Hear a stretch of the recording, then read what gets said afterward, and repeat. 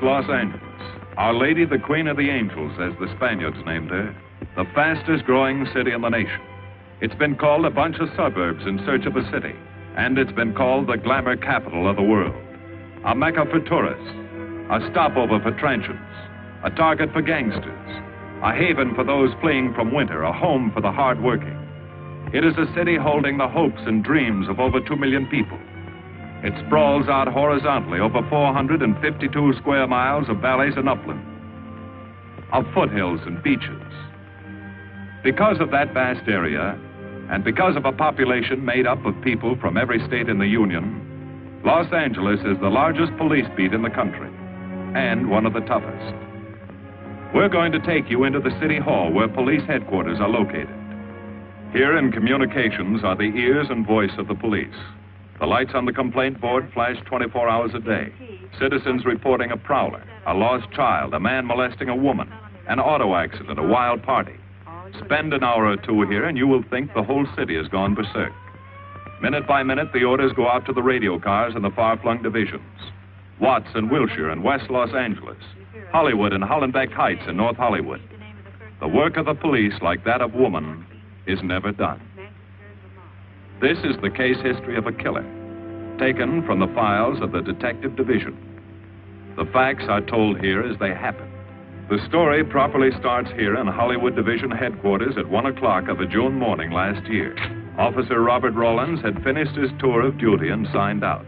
It had been a tough day. He'd be glad to get home. His wife would be waiting up for him as she always did.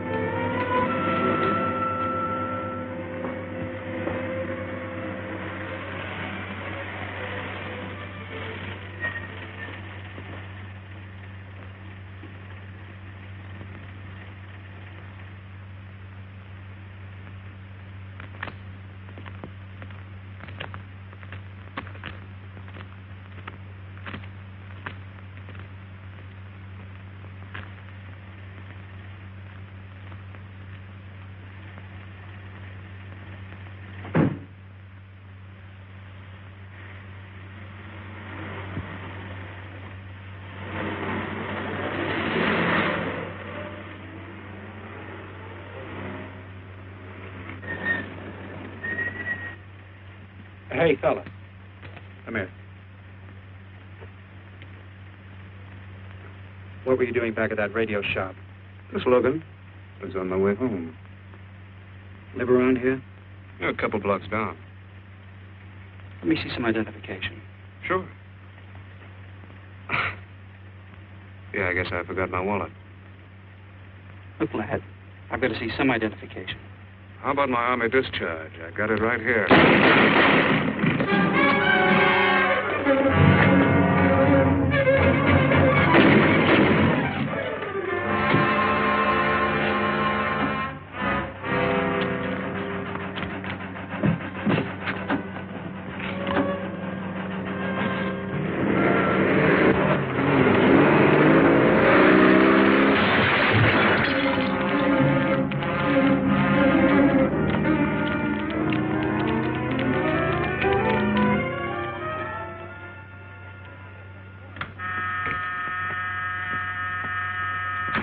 Department, Operator 27. I want to report the shooting of a policeman. Hold on, please. Give me that again, please. I'm calling to report the shooting of a policeman. What's the address? 5057 State Street, just west of Santa Monica. Just a minute. Receiving hospital. Operator 2. Operator 27, 5057 State Street, 5057 State Street. An officer has been shot. Send an ambulance. All units in the vicinity of State Street and Santa Monica Boulevard. Proceed at once to 5057 State Street, 5057 State Street. An officer shot. Code 3.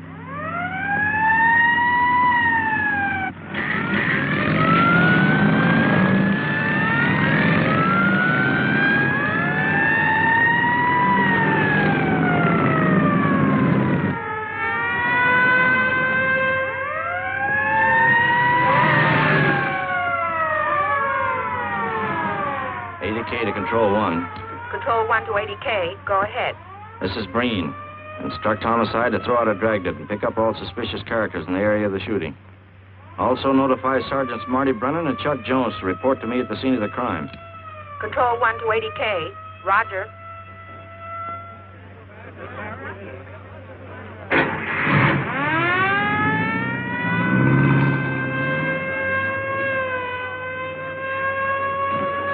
I see. Well, what have you got so far? Well, not much, Captain Breen. A couple of cartridge cases. Oh, Marty, Chuck. Hi, Captain. Eyewitnesses? Who was first on the scene? Reported it. I was.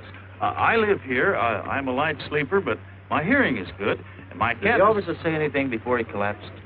Yeah, he gave a description of the fellow. On the shooting of the officer. Suspect is a white male American. Age 26 or 7. 5 feet 10 or 11.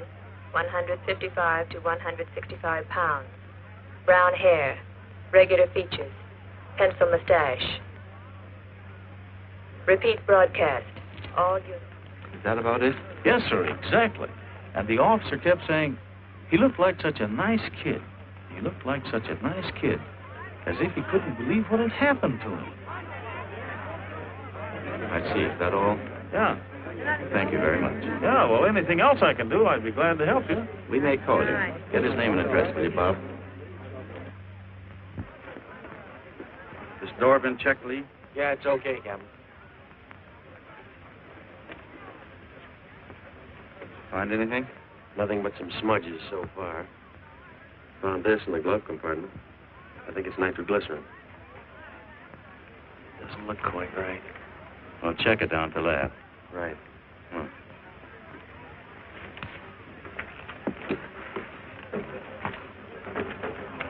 Open this up, Joe. No key, Captain. I'll try it open. Give me that bar, Frank.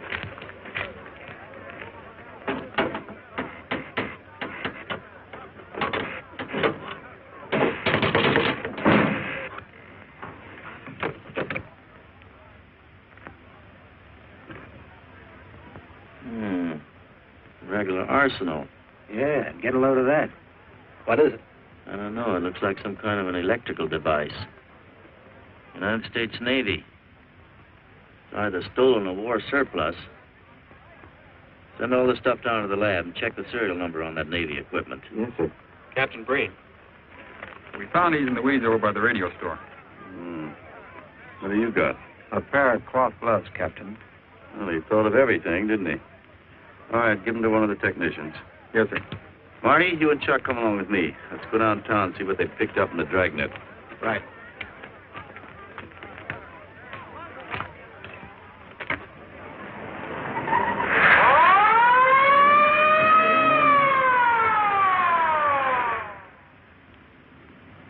You know him, Marty?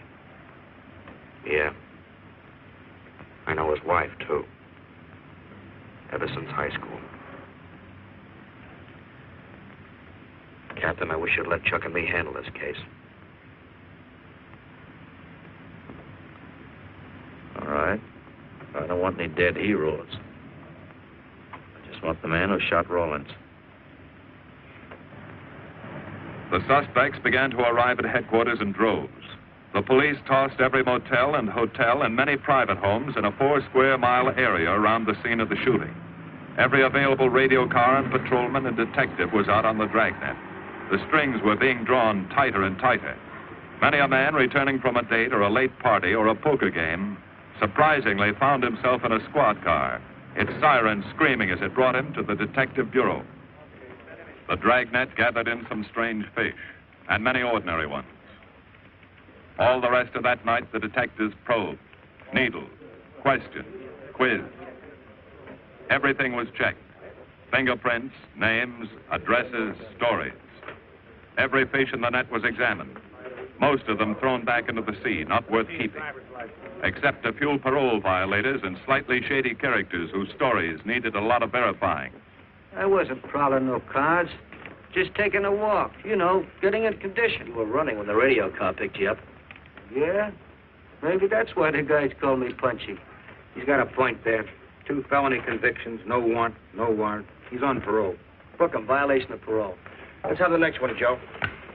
What were you doing in that vacant lot? The vacant lot. Lot? What were you doing in it at that time of night? Ni mỗi mình cũng cho lo ngồi ngồi siêu nổi là ngồi ấy 30 cái年 มีลูกอีไลของงอsinh thành嘅ngồi thành ca giờ tôi lừa đảo sang gì. You say your name is Ralph Henderson. So what? Well, you know, it's a funny thing, Ralph. There's a guy around this town that's been wearing your fingerprints. Only his name is Pete Hannon. Okay. So I'm dead. So what's one more confession in my life? Now you're talking, Hammond. Okay, Andy. Well, Harry, what have we got here? Oh, some robbery suspects. Candidates for San Quentin. Handsome here is the big shot. He runs the outfit. Have a gander at his record. Car theft, escape from reform school, robbery, assault with a deadly weapon. Not bad. Look at the heater we found on him. German Luger, fully loaded. Redhead here tried to carve up one of the arresting officers with this pretty toy. Nice boys. By dawn, many minor wrongdoings had been uncovered, and a few incipient felonies. The checking of the suspects had been thorough, painstaking, and tedious. But all the work was for nothing. The man who had shot Officer Rollins was not among them. He remained no more than a description, a shadow of a man, mysterious, elusive, deadly, hidden away somewhere in the vast city. As for Rollins himself, he couldn't help. He was in a coma at receiving hospital. Mrs. Rollins waited out the long, tense hours while her husband fought to live. Many another officer's wife had so waited. Many another will. The word came shortly after sunup.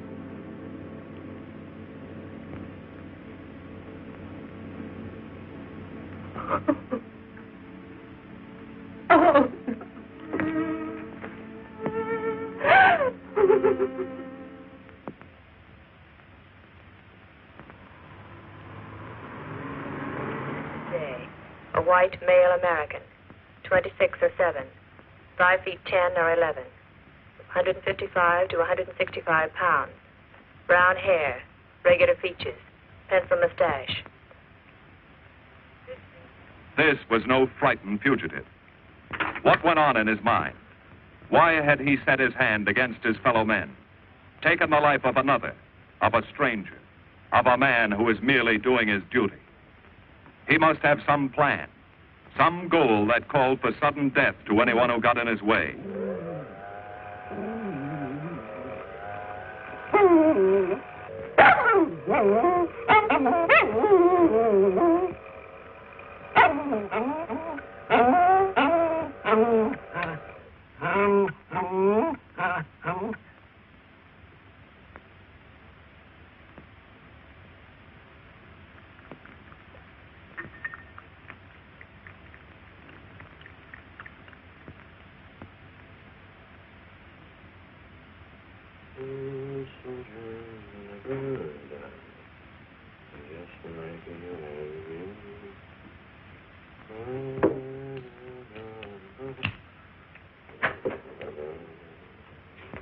Good morning, boys. Morning, Lee. Hi, Professor. Well, I thought this was safe cracker soup. You gonna drink it, I hope? I'm really a nice guy. Stick around. I'll prove it. Come over here.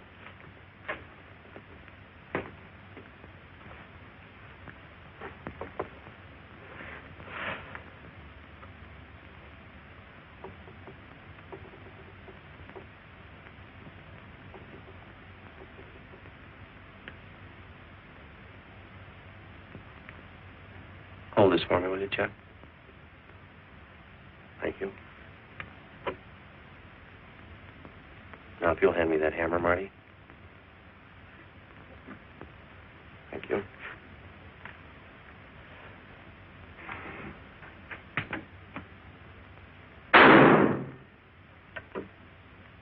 Yeah. Nitroglycerin. I didn't ask for a collection of fingers, just fingerprints. All those nice fingerprints on the car belong to the man it was stolen from, Cap. Nothing on the guns or picklocks? Not even an interesting smudge. The gloves? Common type, worn by undertakers.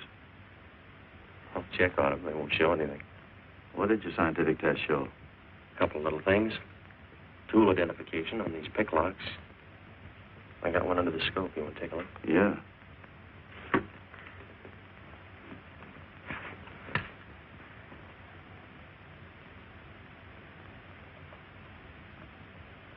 Take a look. I see. Well, it seems to tie the tool up with the lock. If that microscope could only tell us who did it. I'm working on that. No, only an amateur would carry that liquid dynamite in a car. This boy's no amateur. Took the precaution of desensitizing it so it'll take normal shock. Took a lot of other precautions, too. No fingerprints, no identification, nothing definite. Except he's scientific. Knows electricity. Is inventive. Yeah. And happy on the trigger. This is Captain Breen. Get me Captain Stevens a burglary, will you? I hate to disappoint you, Lee, but I think you've come up with something. Hello, Steve. How are you? Did your daughter's marriage come off all right? Good. Look, Steve, on those burglaries of electrical equipment lately, were there any where picklocks were used to gain entry? Good. Well, let me know if there's another report of one, will you? I've got an idea the Rawlins killer may be tied in with those. Fine. And give my regards to the newlyweds, too. So long, Steve. Well, what are you waiting for? You've got a job, haven't you? Get going. Yeah, let's go, Junior. Hold this for me, will you, Lee? Thanks. And so, with no fingerprints and only a vague description to go by, Sergeant Brennan turned to the modus operandi file. A criminal, like any human being, has his own habit patterns, unconscious traits that can lead to his downfall.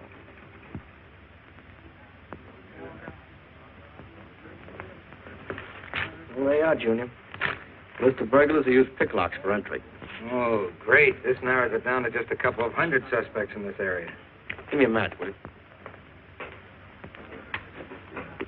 That may not be so bad. This guy's improved on the system. Maybe he's left his trademark on some other job. Well, here we go, legging it all over town, asking a million questions. What you paid for, isn't it? Am I paid to associate with you, too, Junior? You could do worse. Not this year. Come on.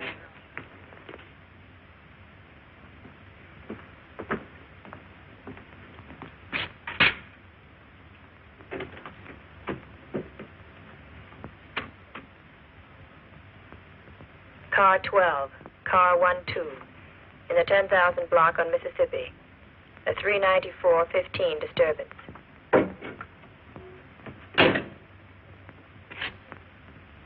Car 80K, code 1.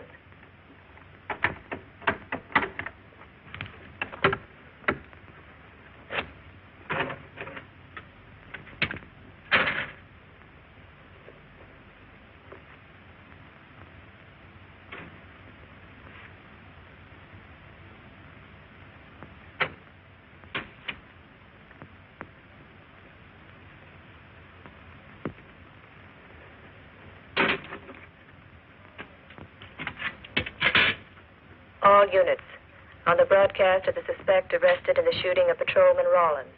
Cancel the cancellation. Suspect released from custody.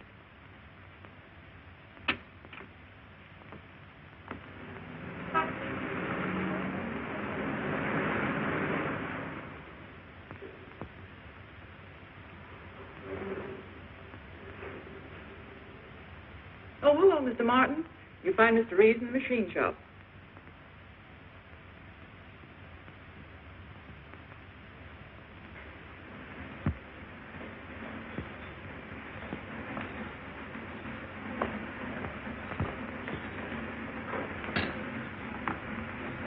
Hello, Roy. Glad to see you. How are you, Mr. Reeves? Hi. I was hoping you'd drop in. I wanted to thank you for showing us how to handle that repair job. Helped a lot.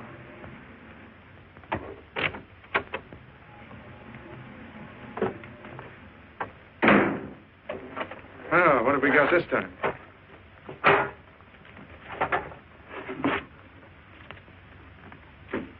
A sewer grab.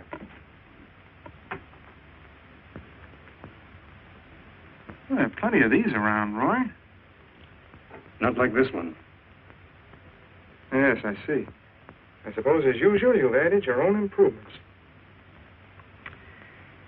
You know, it seems wrong that a man of your talents should bother consigning equipment for rental.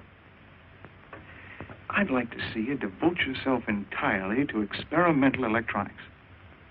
It'll come one day. Out of a place like this.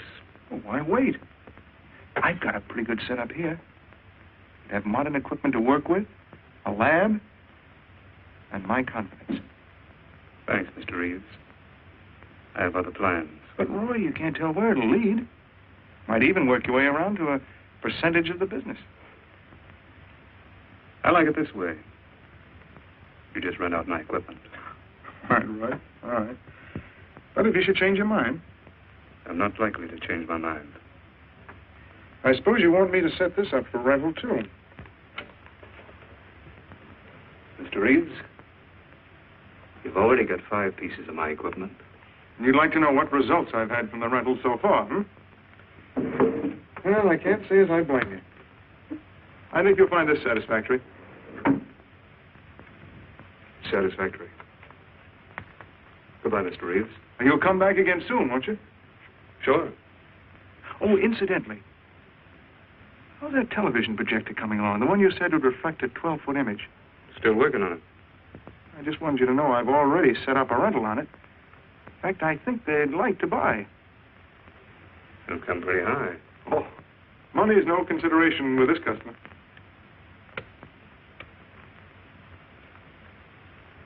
Tell him he can pick it up tomorrow. I thought you said it wasn't finished yet. It'll be finished.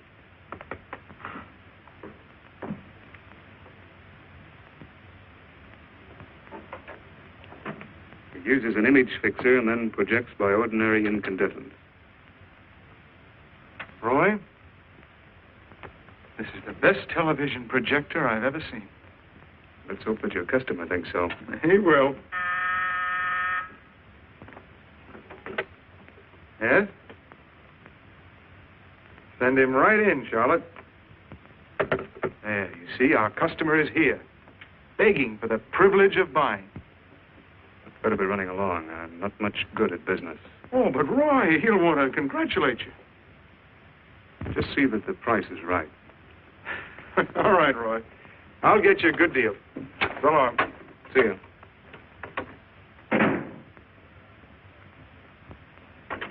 Well, Mr. Dunning, come in.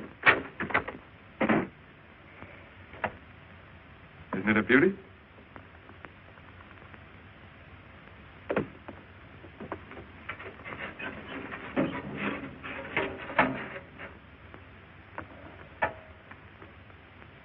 It's a beauty, all right.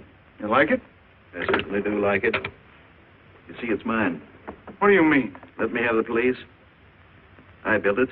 Spent years on it. Oh, you must be crazy. Roy built this machine himself. Your friend's a crook, Paul. You've been taken in. Hello? Give me the burglary detail.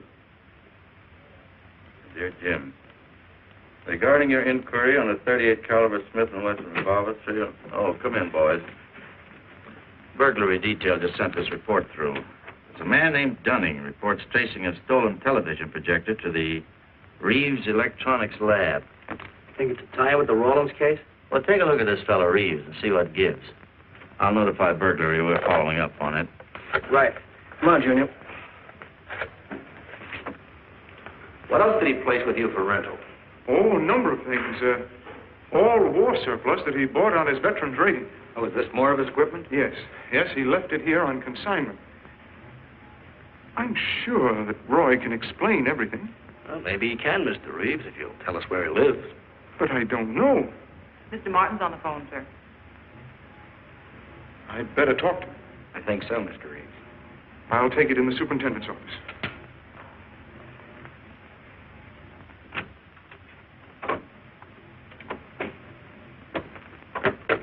Tell him that you sold the set, and his money's waiting for him here. Find out what time he's coming by. Put Mr. Martin on.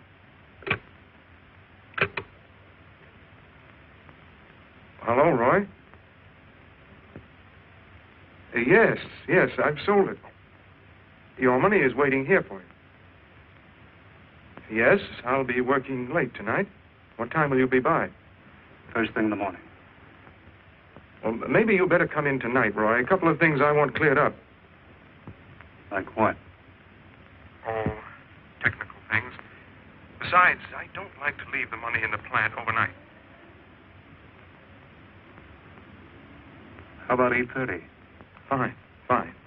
I'll see you then. I'll leave the front door unlocked.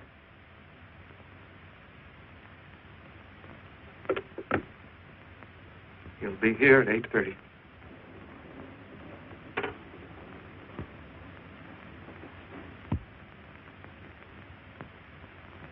Well, I'll just run along home and get some dinner. We'd like you to stay too, Mr. Reeves. Why? For company. You want to cooperate, don't you, Mr. Reeves? Certainly. Good. Now, you just wait in your office. We'll be around. Very well. This way, gentlemen.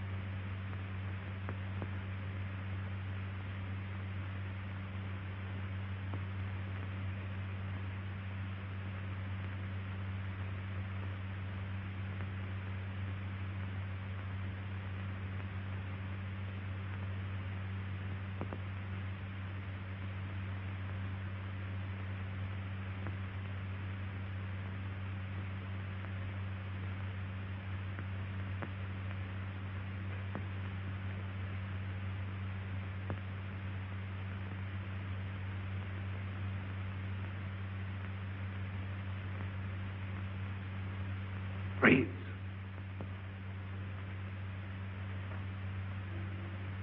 That you, Roy?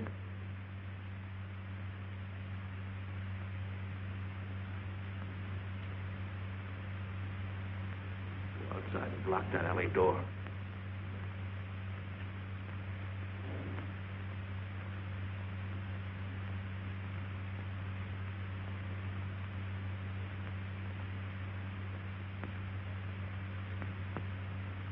Where are you, Roy?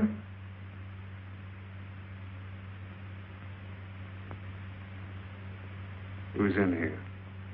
No one. I'm alone.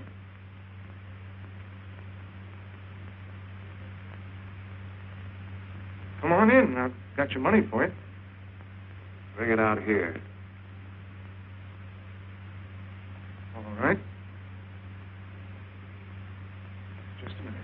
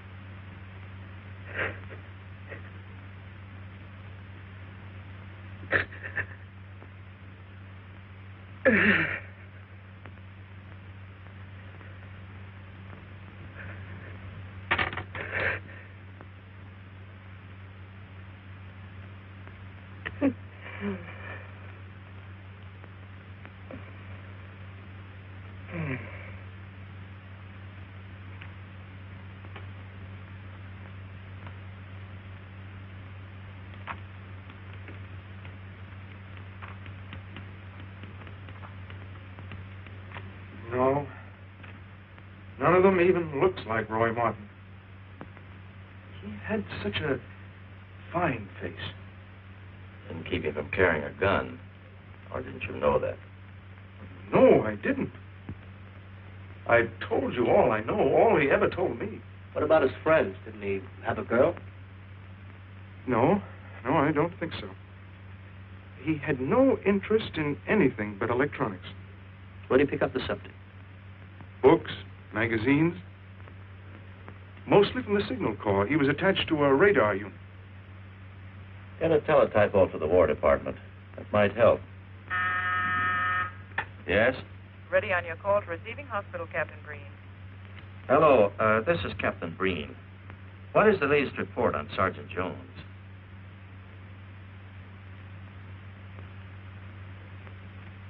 I see. Well, let me know if there's any change, will you? Thanks. Chuck's in pretty bad shape, Marty. He's paralyzed. May never walk again.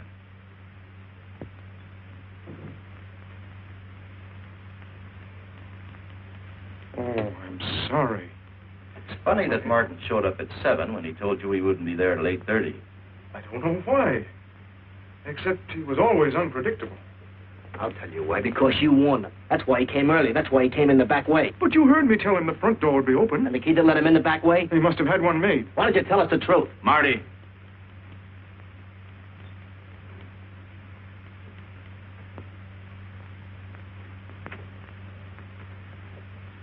Now, look, Paul. You can make it a lot easier for us to believe your story if you'll just give us some facts. Something that might help us. I told you all I know. I've been gullible, all right, letting him make a fool of me. But I'd do anything to make up for what he did to Detective Jones. Sure you would. You can go now. Oh, thanks. Thanks. My friends, they can vouch for my character. That's good. We'll call you if we need you. Thank you very much. I think he's telling the truth, Marty. I think he's just gullible, like he said. What about the stolen stuff he was trying to peddle for Martin? We'll use it for bait. Maybe Martin will come back for it. Then we can ask him. Here. Nevertheless, I want a 24-hour tail put on Reeves, and I want a watch on his home and his factory. Right. You can keep those. Okay, Cap.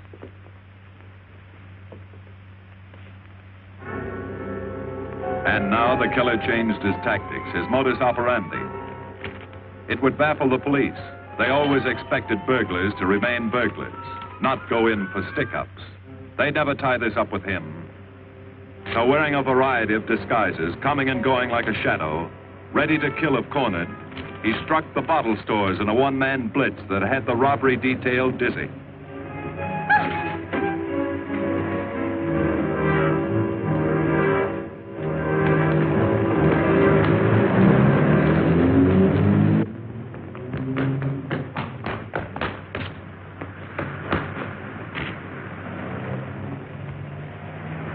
The killer, always resourceful, always thinking along lines that would baffle his hunters, had discovered an ideal avenue of escape.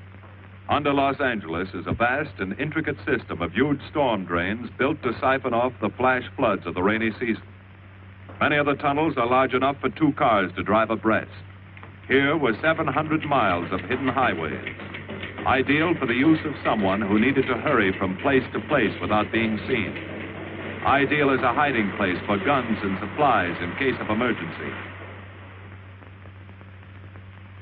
What is it, Lee? Well, the reason I asked you to come over is I think I've hit on something. An identification? No, not quite, but a tie-up. Now, these are the shells from the gun that killed Rawlins. These were fired in the liquor store holdup in which the bandit got away. And these were fired at Chuck. Now, as you know, every ejector, even in guns of the same model and caliber, is different. Each one leaves its own markings on the cartridge casing. Now, look at these fine striations. This deep gouge. The same on all three. In other words, the man who killed Rawlins and the man who shot at Jones and Brennan, the stick-up who's blitzing the liquor stores are all the same man. Right. All we need to know is what that man looks like. Get me Chandler in robbery, will you? I've got an idea about that. Also, it'll give us a chance to see if Reeves is on the level with us. Steve, Breen, about those blitz holdups you're on. Round up all the victims and have them down here tonight, will you? Oh, it's just a little scheme. Thanks, Steve. That's good. Now I'll sketch another one of the same type, only this time thin it out a little, huh? All right. Hi, Lee. How's it coming? Be ready for tonight? We'll be ready. Think it'll work? It should. When'd you get the idea? From a kidnapping case in Chicago. But I thought these slides might be an improvement over the method they used. Could be. Captain thinks so.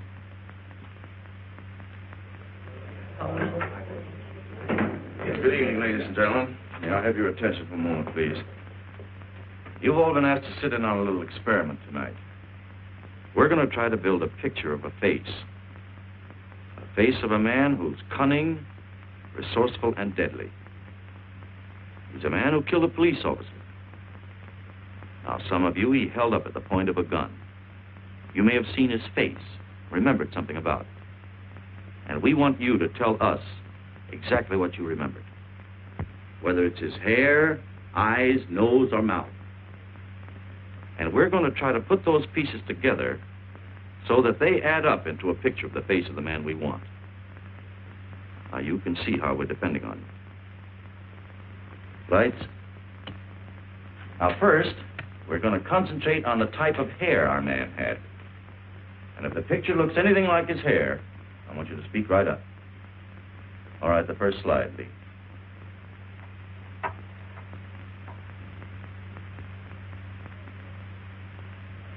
His hair had waves in it, well groomed. That's the idea, Miss Smith.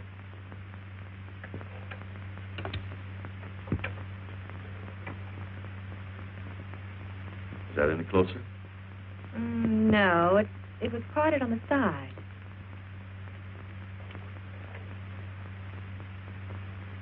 Oh, that's more like it, except it was thicker.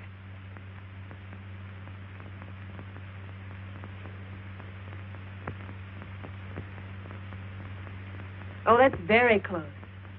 Yes, that's the way his forehead looked. It was broad and high. All right, hold that slide. Now, the next series of slides will take into account his eyes.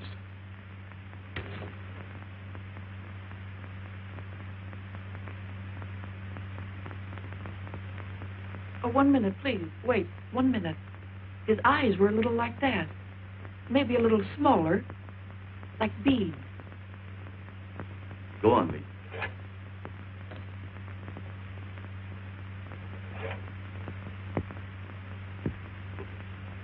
Now you've got it. Now, hold that slide, Lee. Anyone else? That looks like him, only a little madder. He had a patch over one eye when he come into my place of business. I remember noticing that the one showing was blue. Well, the guy that stuck me up had on horn-rimmed glasses. He was wearing a Band-Aid across his nose when he knocked me over. Uh-huh. All right, hold that, Lee. Well, so much for the eyes. Go ahead.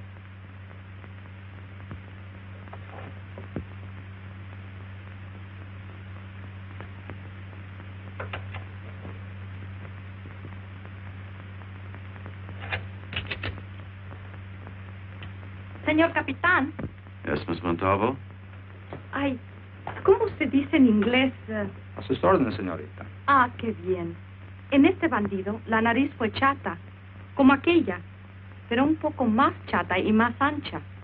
Like that, Captain, but more snub, wider. Try another one, Lee. Como aquella, casi la misma. She says that's about it. Thank you very much, Miss Montalvo. Get Reeves. Any more comments? That's pretty close, all right. Pretty close. Perfect. All right, now we'll start on the mouth and chin. The next series, Lee. I think his lower lip stuck out more. The mouth was thin and mean, like it never laughed. Go ahead. Something like that, but thicker lips. There. That's it. That's him. All right, now hold that right there, Lee. Oh, come in, Mr. Reeves. Good evening, Captain. Did you ever see that face before? Why, it's Roy. Except for the hair being a little lighter and the eyebrows heavier. It's Roy. You're sure? I'm positive I'd know him anywhere. Lee, I want a retouched photograph. Now lighten the hair and give more body to the eyebrows. Right. Lights. That's all. Thank you very much. You've been a great help. It's positively amazing how you found out what he looked like. Well, we're looking for an amazing criminal, Mrs. Johnson. Thank you and good night. Good night, Captain. And so the face of the unknown killer, built up from fragments of evidence, was sent out all over the country. To chiefs of police, to sheriffs, to county constables and county jailers, to the wardens of prisons, to all postmasters and postal inspectors, to the agents of the Treasury Department, to the FBI.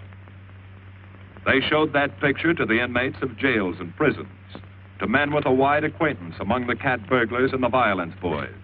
Informers and conmen and sharpshooters were quizzed, those on the fringe of crime and those deep in the rackets. Many wanted to help. Nobody could. No one in the underworld recognized that mysterious face. He was as unknown as if he had lived in the 16th century.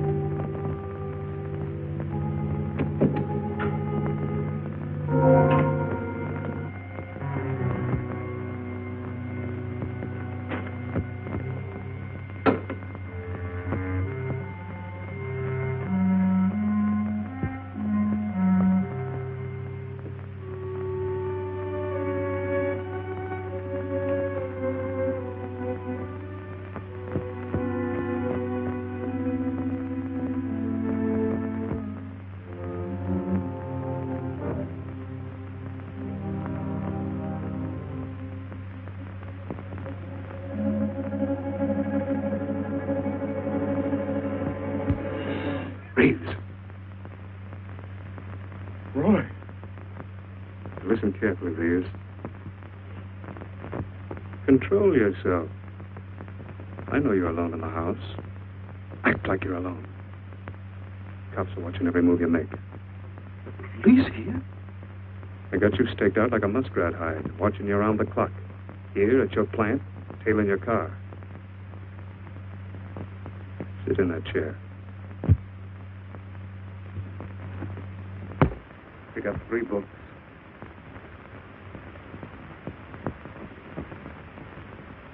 Don't look up and don't answer me. All right. But glance at the book.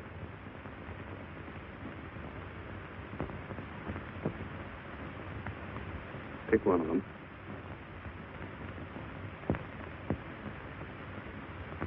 Okay. Now, that's the book you want to read before you go to bed. Now, get up and turn off the lamp.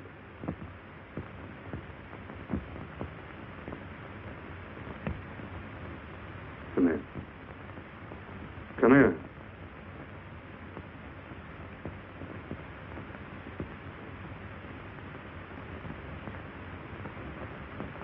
Go in the den.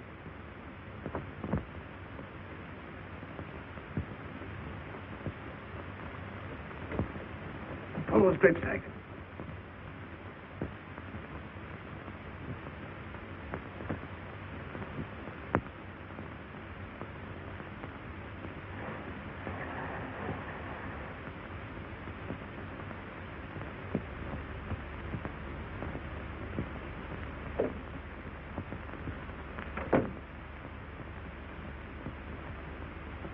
Now get away from them.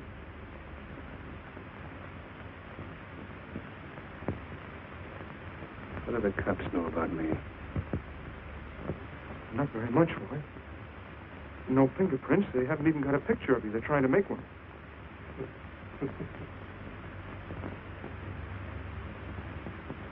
How much cash you got in the house? None. I never keep any cash in the house. It isn't good business. Suppose you think it was good business letting me walk into that trap. No, I know. Don't do anything you'll regret. Now listen to me. It isn't too late. Give yourself up. Come to your senses before you kill someone else.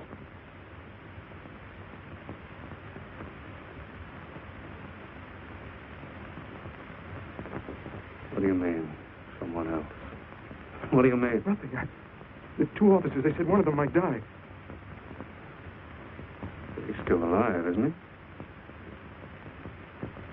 Reeves? I never thought you'd stooge for the police. You almost got me killed. Roy, you know the police are right outside. You'd never get away with it.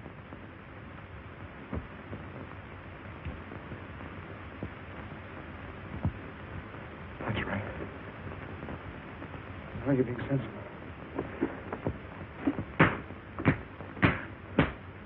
I know there's money here. Where is it? Don't worry. I'll get it.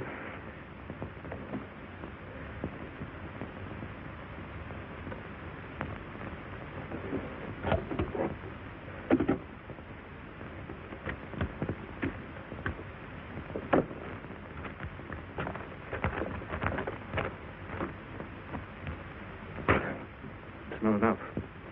Stuff you've got in mind is worth thousands. I'll get more. Get it. Keep it handy. I'll be back next week and next month. But get it and have it ready. Just give me time.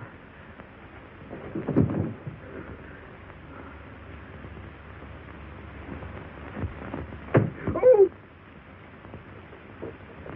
Look, I don't want policemen outside my house following me around. That's what made Roy suspicious. I'm leaving in the morning. I'm afraid I'll have to disappoint you, Paul. Unfortunately, you're our bait. I won't do it. I've done enough. Look, no one's done enough until we find this killer. I asked you to keep a sharp lookout on this house, Marty. I did. Two of the best undercover men in the department were assigned here. I didn't keep Martin from getting in. What's the matter? You tired?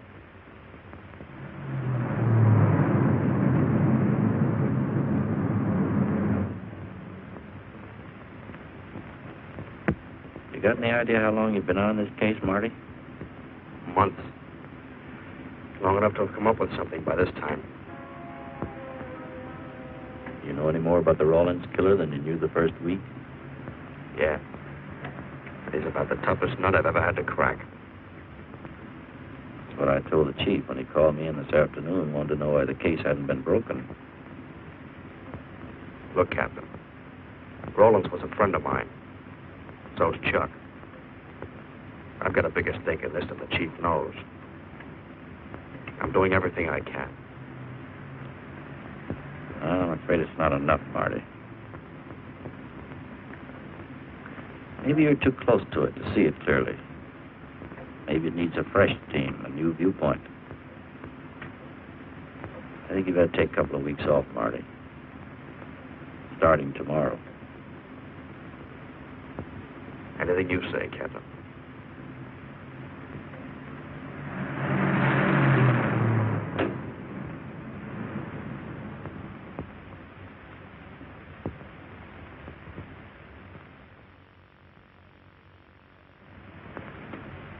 Hiya, Marty. Hi, Chuck. Meet Miss Scanlon, my new bodyguard. He's the one I've been telling you about. Oh, you mean the one with the steel trap brain? How do you do? Hello. Say, this guy been behaving? After a fashion. See, she takes me out in my go-kart, puts me to bed, wakes me up, dresses me. You're perfectly capable of dressing yourself now, Mr. Jones. I'll be back in a few minutes.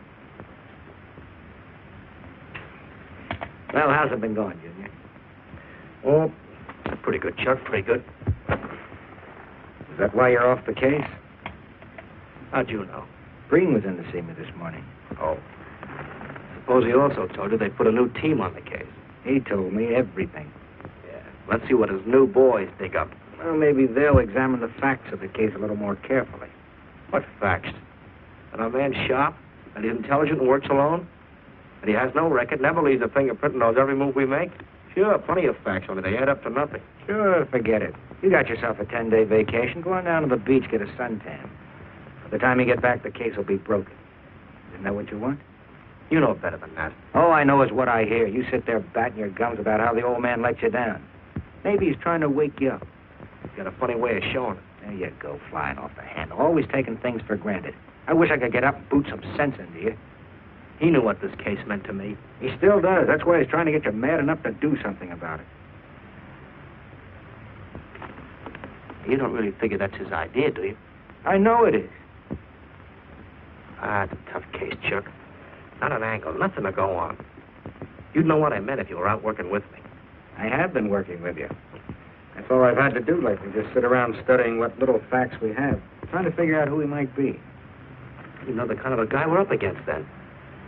I tell you, Chuck, this guy's a genius the way he operates. As if he were right there with us every time we go out after a lead. Oh, sure. Breen's been tipping him off just to make you look bad. Yeah, almost like that. Well, he beats us to the punch every time. There's your angle. You just hit it on the head, but you don't see it. Look, start at it. 1, he's unknown to the underworld. 2, he beats you to the punch, right? And 3, it's almost as if he were with you. Isn't that what you said? Yes. We'll tie that up with a lot of other little things, like the fact that he uses a police gun and the accuracy of the shooting. Anybody could buy a police gun, and the Army could have taught him how to shoot. Yeah, but who taught him how the police operate? Oh, I know what you're driving at, Chuck, but a cop. Those things happen. Yeah. Now, if I were still in the case, I'd start with our own department first, then Santa Monica, Culver City, Burbank, Pasadena.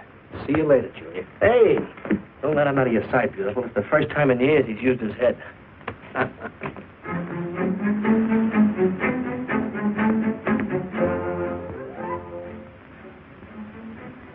But you get a print of every mug we take. We always send LA a copy, Sergeant. It's personnel photos I want. You mean of our boys?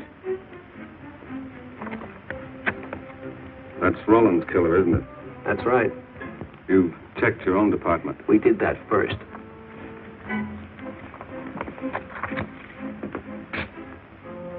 And so the tedious quest went on. Sergeant Brennan wore out his shoes and his patience, going from police station to police station, checking photos until his eyes were blurry. For police work is not all glamour and excitement and glory. There are days and days of routine, of tedious probing, of tireless searching, fruitless days, days when nothing goes right, when it seems as if no one could ever think his way through the maze of baffling trails and criminal leads.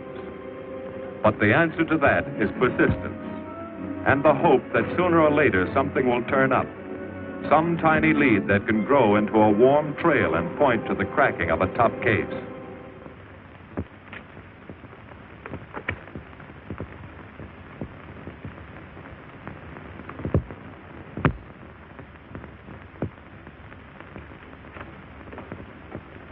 Well, that does it, boys. Can't say I'm sorry you didn't find him in here. I'd hate to think it was a cop. Doesn't seem to be anybody. Just a lot of pieces of a face that never existed. Would you mind if I see that again? Sure, frame it. Put it on your dresser. Wait a minute. He wasn't a cop. He was a radio technician right here in our dispatch office.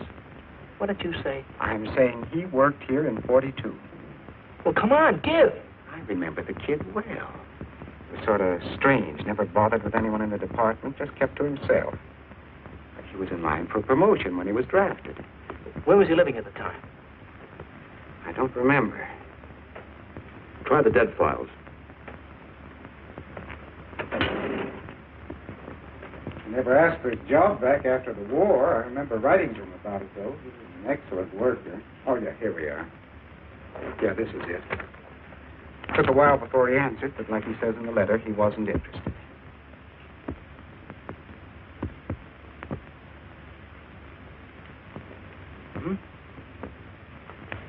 Postmarked Hollywood. No return address. What do you want us to do? All the work? Oh, thanks a lot, Freddie. You remember, he was a civilian employee.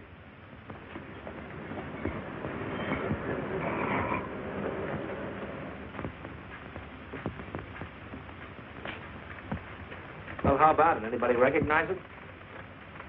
Not on my route. I never saw him before. Okay, fella, thanks very much. I thought for a minute... He had that face. I wondered. Yeah? Well, this may not mean anything, but he looks like a guy that's on my route. He never gets any mail, but I see him around here all the time. He lives in one of the courts. Where? Come on, I'll show you. It's not that easy. What time does your route take you past those courts? About 9 o'clock. Why? Just thinking.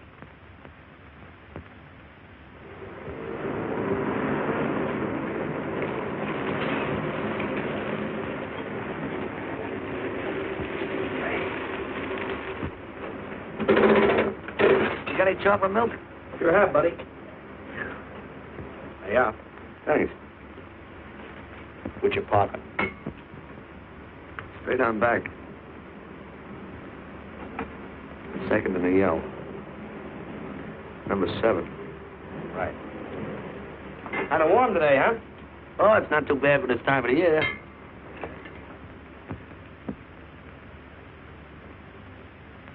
Good morning. Morning. You're mules are out, aren't you? We had substitute. What happened to the other stuff? Sick. Oh, what's the matter with him? I don't know. I catch everything. Hear about it on the radio, and next morning I got it. Too bad. You aren't very social. The regular fellow always stops and talks to you. Sorry, Letty, I'm a little late this morning. I was hoping maybe you could help me. There's something very funny going on in this court. Yeah? I was scared to go to the police with it. I thought maybe I might be poisoned. What? Yeah. By the manager. She's a witch. She's a what? A witch. She puts poison in my milk. Oh, I see. Look. You switch the bottles when she isn't looking, see? Drink her milk. Then you'll be safe, right?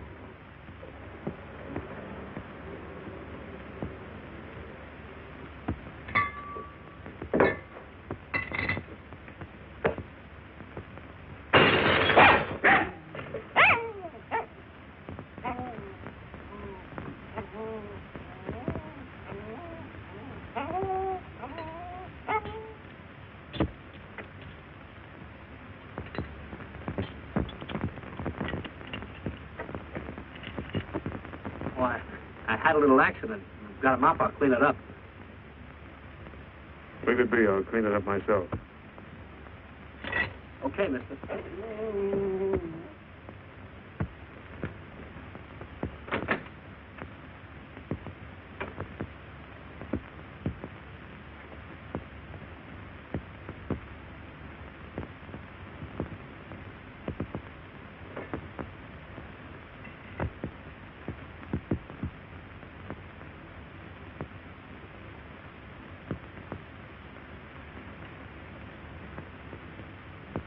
place is called Bellevue Court.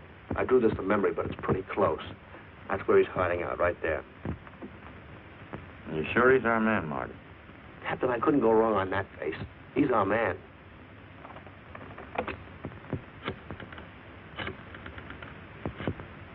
Now, there are 5 cottages in this area, and 2, number 6 and 7, in the L at the end of the row. Our man lives in number 7. This building department plan will show you the whole layout. It's bounded on 3 sides by Fuller, Santa Monica, and Poinsettia. Now, the court is partly surrounded by a high wall. Breen, homicide. Good, you keep your eyes open until we get there. Morgan has just gone into his bungalow alone.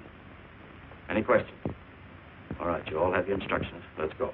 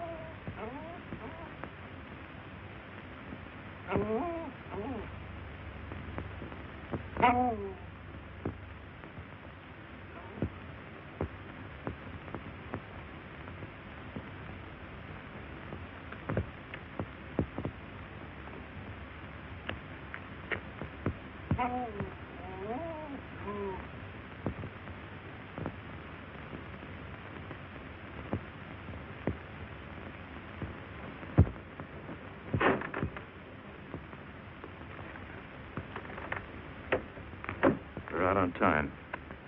Wait 5 minutes. Go around and block the side entrance. Keep your lights off.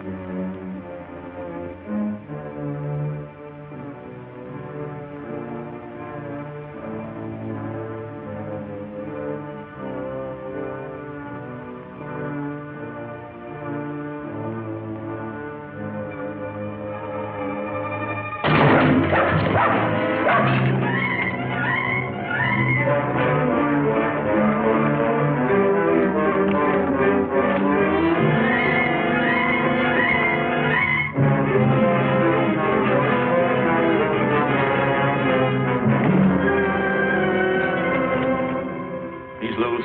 I want a radio car in a hurry.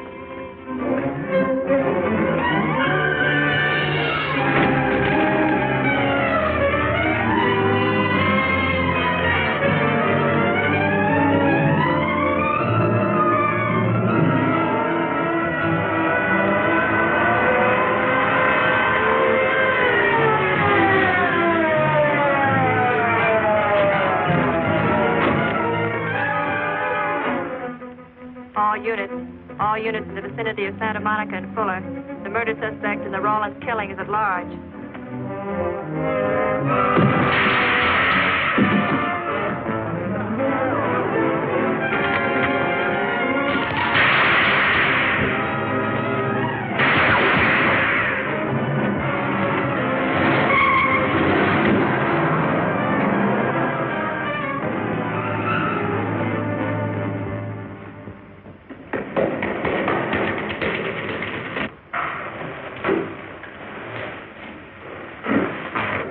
I want a map covering the storm drain system in this area. Get it? Meet me at Venice and Garfield. Jones, Miller, you stay here in case he comes up for air.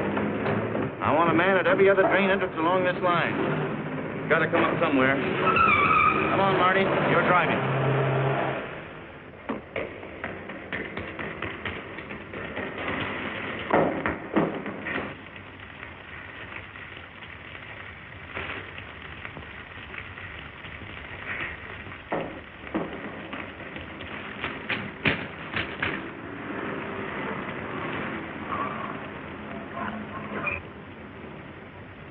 Keep this drain covered.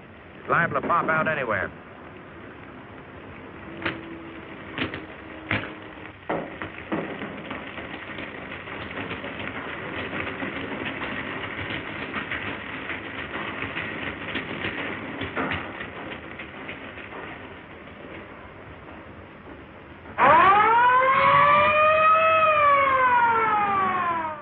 Why Venice and Garfield, Captain? It's the main intersection of the system. We can head him off that way.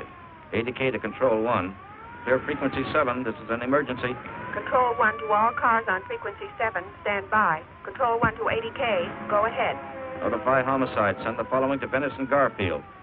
4 squads, battle lanterns, gas mask, tear gas. Urgent. This is a code 3. Control 1 to 80K. Roger.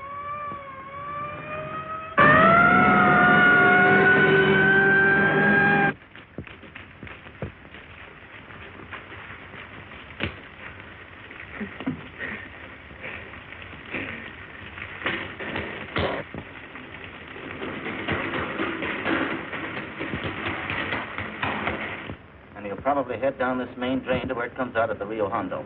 Now, you take your squad and cover that exit. Right. Keep all spare radio cars cruising back and forth along this main street. Watch the curb inlet. We'll go in here.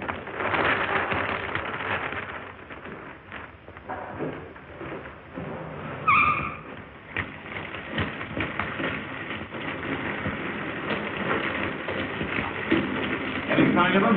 No. We've searched every foot between here and the Rio Hondo outlet. And he must be up ahead.